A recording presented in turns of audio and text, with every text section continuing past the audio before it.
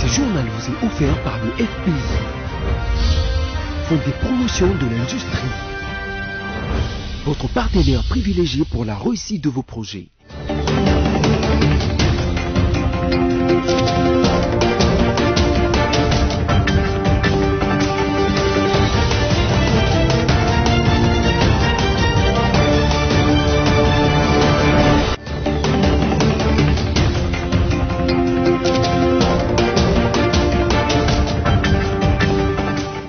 Merci de choisir BC Télévision pour vous informer. Mesdames, Messieurs, voici les sommaires de votre journal.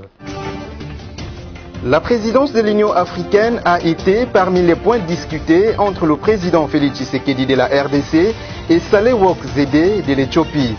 Plus de 300 députés nationaux ont voté pour la destitution du Premier ministre et l'ensemble de son gouvernement. Le gouverneur de Kinshasa, Jean-Tini Ngobila, a lancé la campagne de recouvrement de l'impôt foncier et impôt sur les revenus locatifs. Bienvenue si vous nous rejoignez sur BC Télévision. La question de la présidence de l'Union africaine que la RDC va présider au mois de février prochain a été parmi les points abordés le mardi dernier entre le président de la République Félix Tshisekedi et son homologue éthiopienne Sahle-Work Zewde. Images et commentaires de la presse présidentielle. La République démocratique du Congo assure dans les tout prochains jours la présidence en exercice de l'Union africaine. En prélude à cet événement, la RDC reçoit des hôtes d'OMAC. Arrivée dans la matinée de ce mardi 26 janvier 2021 à Kinshasa, la présidente de la République démocratique fédérale d'Éthiopie, Sahle-Work Zewde, est venue apporter son soutien au mandat du chef de l'État Félix-Antoine Tshisekedi Tshilombo à la présidence en exercice de l'Union africaine. L'accueil chaleureux s'est déroulé au Palais de la Nation. Dans une ambiance très conviviale, les deux chefs d'État se sont entretenus pendant plus ou moins une heure. Le raffermissement des relations bilatérales, d'amitié et de coopération entre Kinshasa et Addis Abeba était au menu de leurs échanges. Je suis revenu avec un grand plaisir pour le revoir, pour échanger comment renforcer nos liens bilatéraux et puis échanger sur la région, le continent, des sujets d'intérêt commun.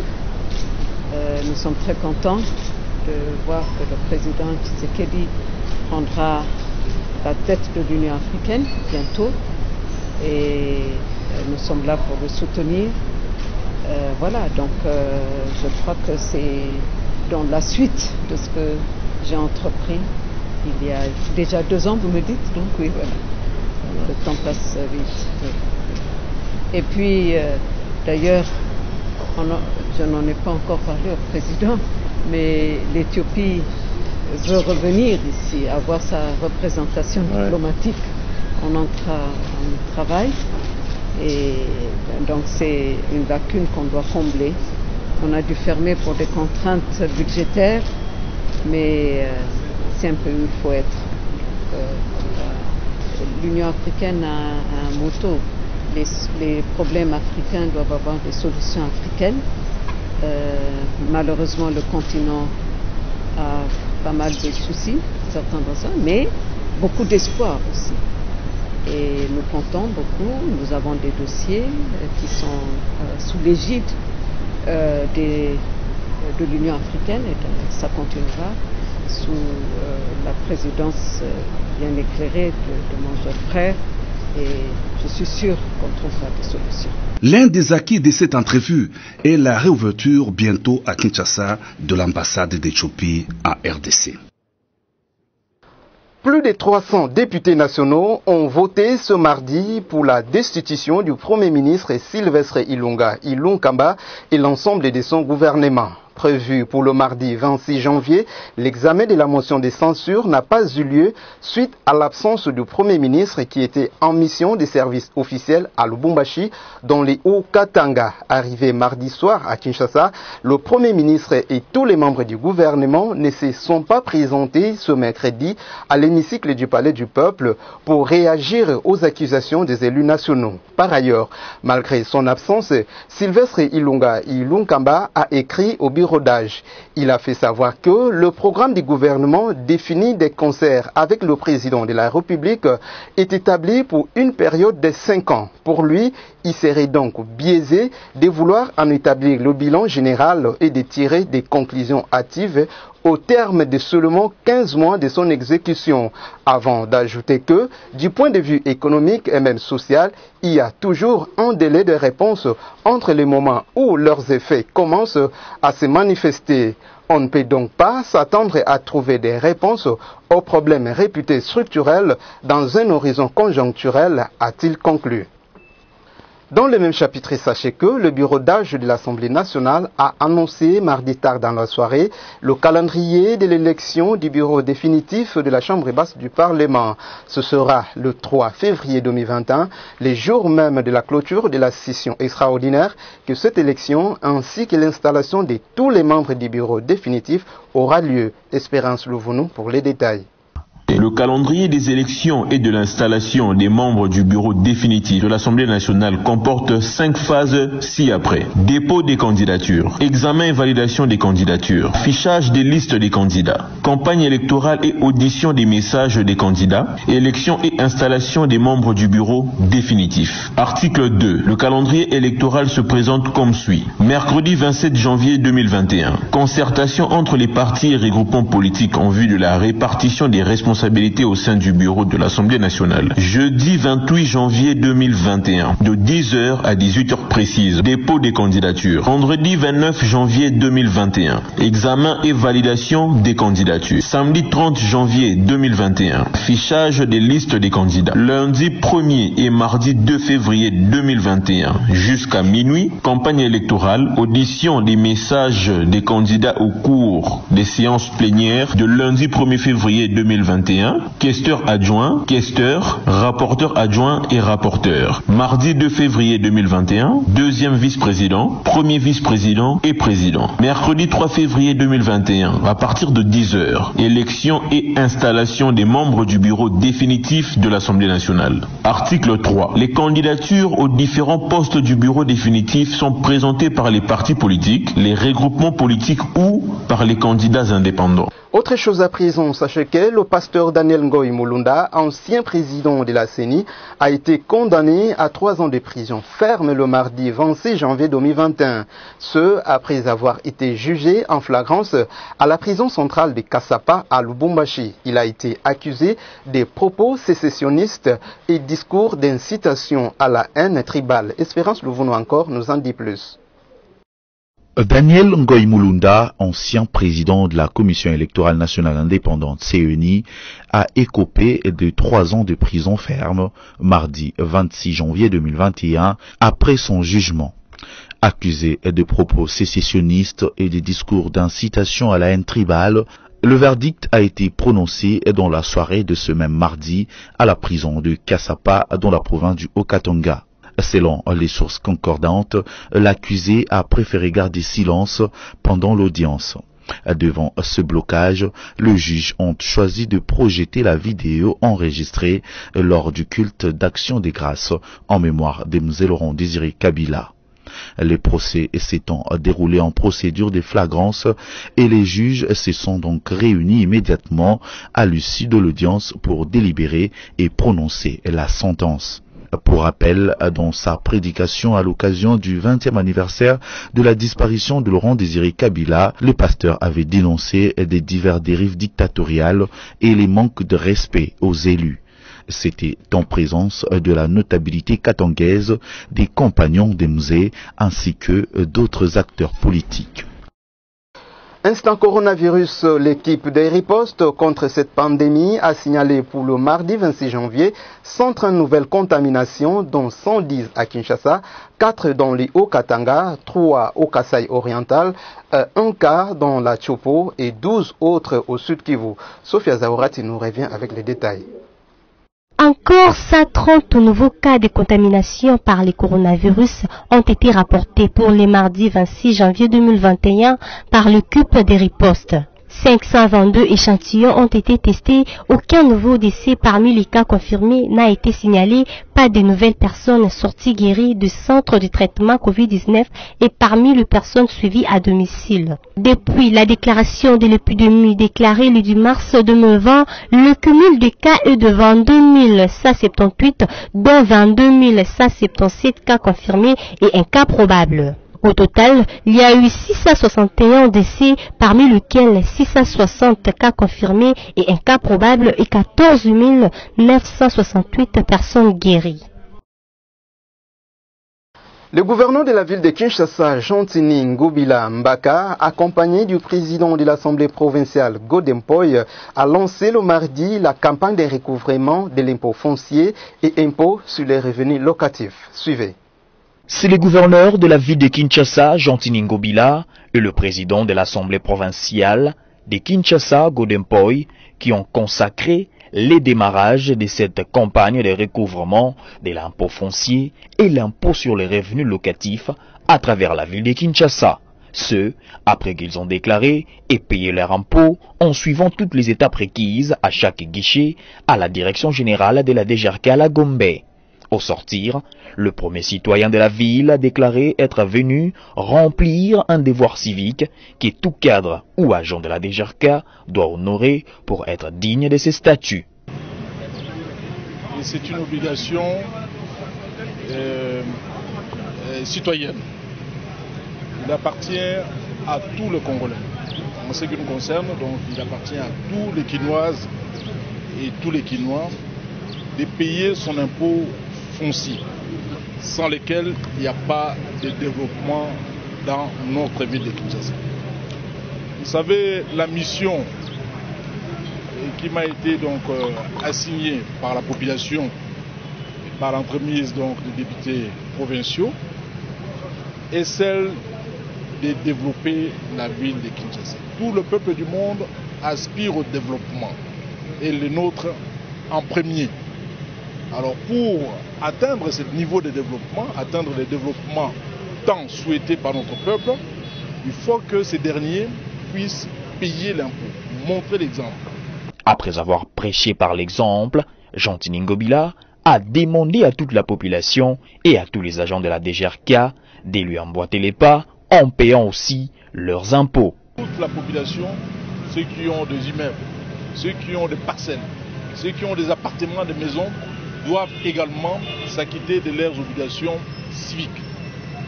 Notons que cette cérémonie a connu la participation de quelques membres de l'exécutif provincial.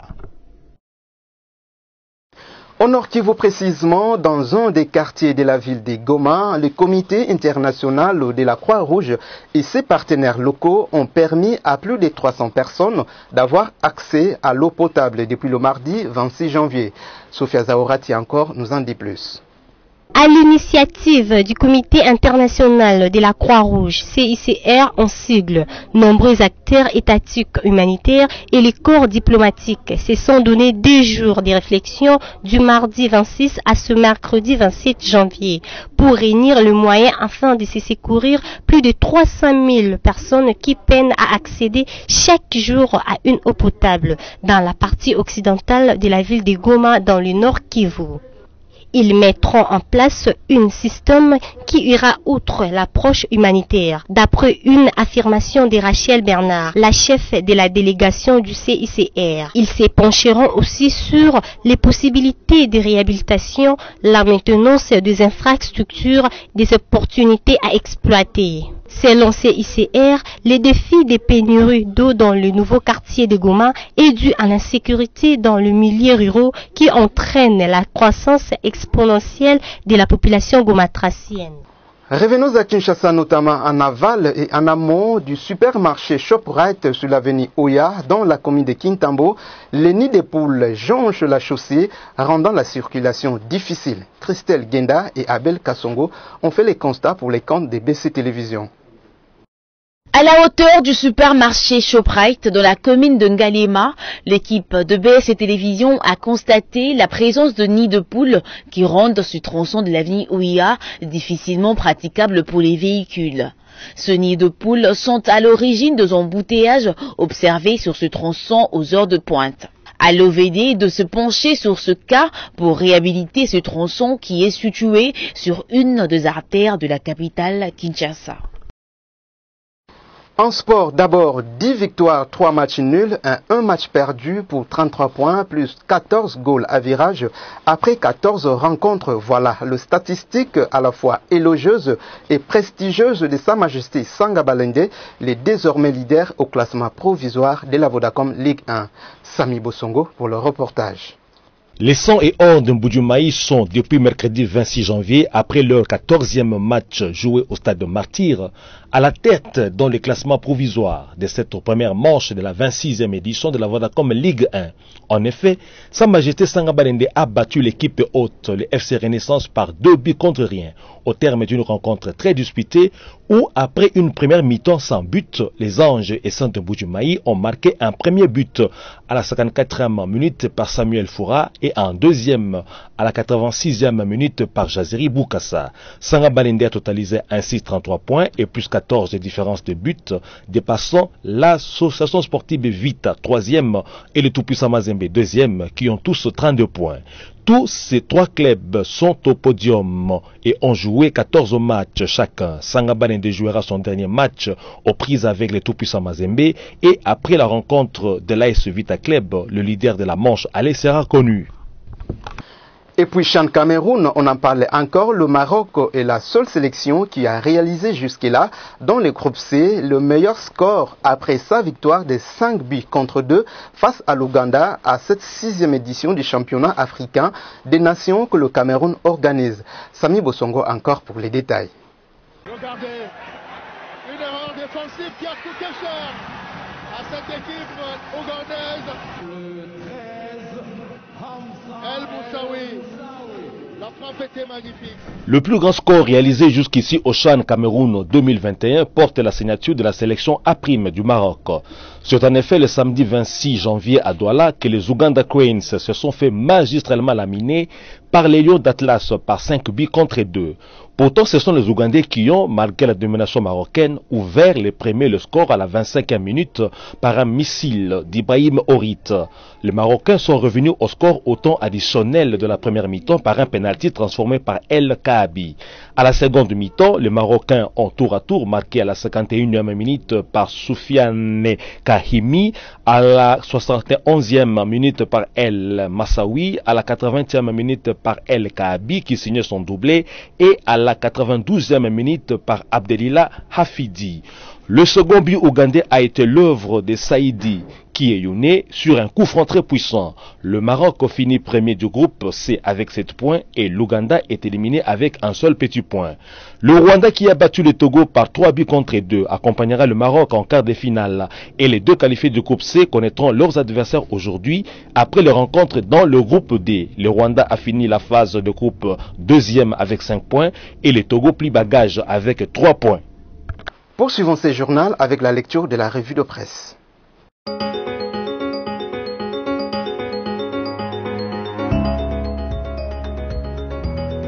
La page de la revue de presse de ce mercredi 27 janvier s'ouvre avec DeskEco.com qui s'est intéressé à l'an 2 de Félix Tshisekedi, particulièrement aux grands travaux d'infrastructure qui sont au point mort. Selon ces sites, du projet du port en eau profonde de Banana au barrage Inga 3, en passant par les ports Route-Rail Kinshasa-Brazzaville, la construction des chemins de fer Kinshasa-Ilebo, l'agrandissement de l'aéroport d'Ndjili ou encore le port sec de Kasumbalesa, non sans compter la réhabilitation de la route nationale numéro 1, tous ces grands chantiers sont au point mort.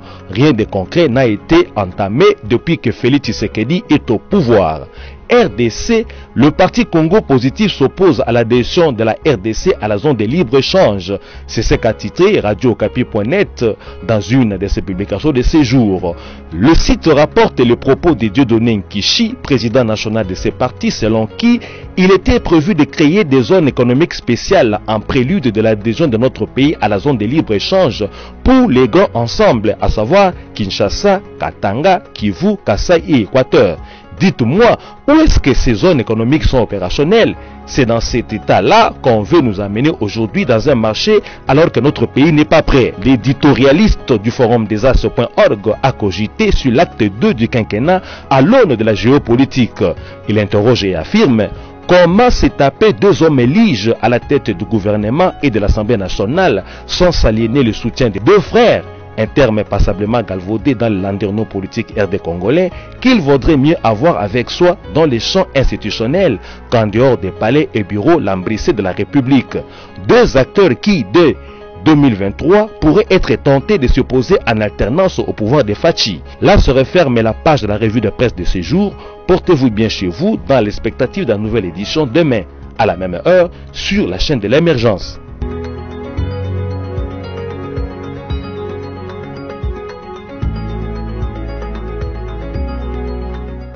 Ici s'achève cette édition d'information dont voici le rappel des titres. La présidence de l'Union africaine a été parmi les points discutés entre le président Félix Tshisekedi de la RDC et Sahle-Work Zewde de l'Éthiopie. Plus de 300 députés nationaux ont voté pour la destitution du Premier ministre et l'ensemble de son gouvernement. Le gouverneur de Kinshasa, Jean-Tini Ngobila, a lancé la campagne de recouvrement de l'impôt foncier et impôt sur les revenus locatifs. Fin complète de ce journal. Merci à vous qui l'avez suivi et restez branchés sur les antennes et les programmes de BC Télévision.